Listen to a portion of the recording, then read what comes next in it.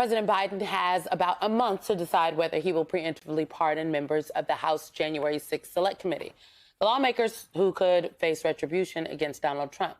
So far, he's only issued pardons and commutations for convicted offenders.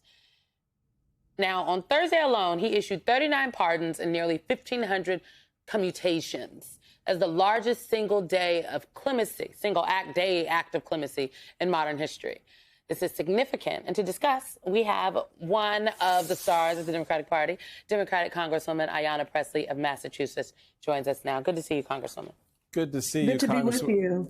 Yeah, absolutely. It's great to have you, as they say, in the neighborhood. You responded, I believe, to the president's mass clemency announcement with a statement that reads, quote, with 39 days remaining in his presidency, President Biden has the power to continue to use his clemency authority to change and save the lives of many, many other Americans behind the wall. It is the right thing to do. It is the moral thing to do, and it is a matter of legacy. Who do you hope to see pardoned next? This, not with necessarily respect to your statement, but there has been sort of this curious reaction to President Biden's pardoning of 1,500 individuals. Give us a little bit more of your thinking behind this and why you think that what the president did made sense relative to what we've seen presidents do. I mean, this was one of the largest mass pardonings that we've seen in a long, long, long while, if ever. So people are kind of curious about it. Give us some of your thinking behind your statement and what the president did. Yeah, well, first, mass incarceration has been a problem for decades, and our broken clemency system has certainly contributed to that mass incarceration crisis. In fact, the Office of the Pardoning Attorney has some 10,000 individuals whose lives are in limbo. There are people who are incarcerated because of unjust sentencing disparities. There are people that are disabled, that are elderly, that are chronically ill. There are women who are incarcerated for defending themselves against their abusers. There are still people incarcerated for cannabis convictions. And so, we have the power. The president has the power. He has a responsibility to address systemic injustices and to get our nation on a pathway to healing, reuniting people with their families and giving them a second chance to make a positive contribution. This action that President Biden took, which I applaud, this was as a result of the advocacy of myself and many others with the CARES Act provision at the height of the pandemic. Many people were put on home confinement.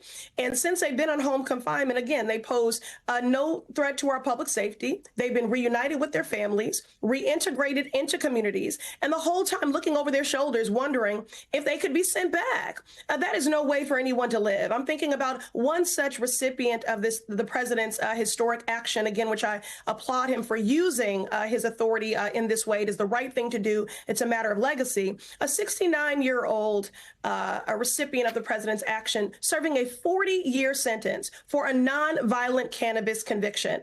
He no longer has to look over his shoulder and wonder if he'll be sent back and taken away from his family. So this is a bold, necessary and historic step in the right direction. And I'm calling on the president to use this authority to continue to do more of this. So you think he should do, 1,500 more, 3,000 more, as many more as that are possible, frankly, between now and January 20th? Again, mass incarceration is a crisis. We're just coming off of the Thanksgiving holiday. 1 in 2 people who call this country home have an incarcerated loved one. So there were a lot of empty seats around that holiday table.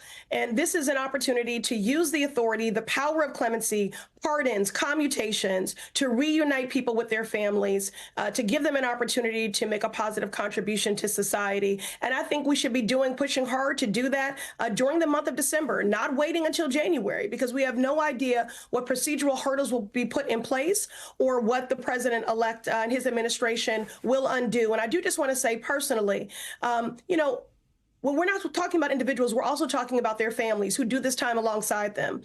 My father was incarcerated for many years because his substance use disorder was criminalized. When my father came out, he went on to be an assistant dean at a college, a professor of journalism, and today is a successfully published author. And most of all, walked me down the aisle 10 years ago to the love of my life. But there are so many people who have contributions like that of my father to make, and they're not being afforded an opportunity. Again, people who have been victims of sentencing disparities, women who were defending themselves against their abusers, people that are disabled, that are elderly, who pose no threat to public safety, and people that are incarcerated because of cannabis convictions. Why is anyone still incarcerated for a cannabis conviction?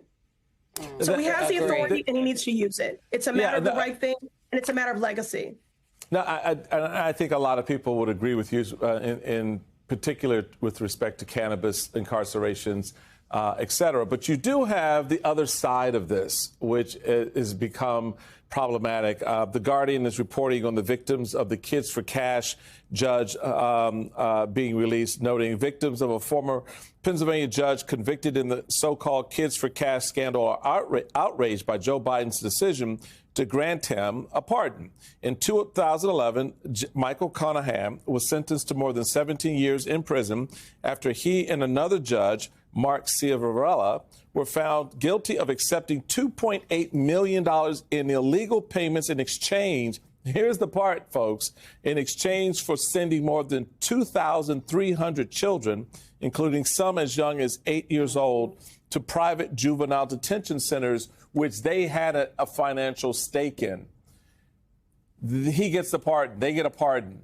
How then should we be looking at this process? Because you just made the case, but then you have this part of it as well. This individual who sent 2,300 children to prison because he wanted the financial benefit of having those kids in a prison that he had a financial stake in. No, I don't have any insight on any specific cases or the rationale. What I can say is that there are hundreds of thousands of people, based on the president's action, who have hope about the fate of their loved ones.